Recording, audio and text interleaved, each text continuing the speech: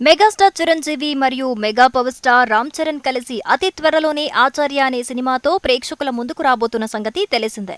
ఇప్పటిదాకా రామ్ చరణ్ నటించిన మగధీర, రచ్చ వంటి సినిమాల్లో చిరంజీవి క్యామియో పాత్రలో కనిపించారు తప్ప కీలక పాత్రలో కనిపించింది లేదు. కానీ ఇప్పుడు మెగాస్టార్ చిరంజీవి సినిమాలో రామ్ చరణ్ కీలక పాత్రలో కనిపించబోతున్న సంగతి తెలిసిందే.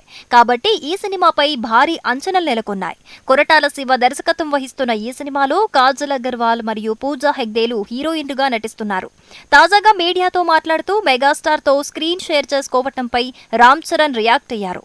నేను ఒక సహనటుడిగా కంటే ఒక శిష్యుడిగా ఈ సినిమాలో చేరాను. ఇది నిజంగా నా కల. నాన్నగారి దగ్గర నుంచి చాలా నేర్చుకున్నాను.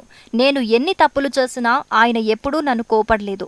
దానికి నేను ఆయనకు ఎప్పటికీ రుణపడి ఉంటాను అని చెప్పుకొచ్చారు రామ్ చరణ్.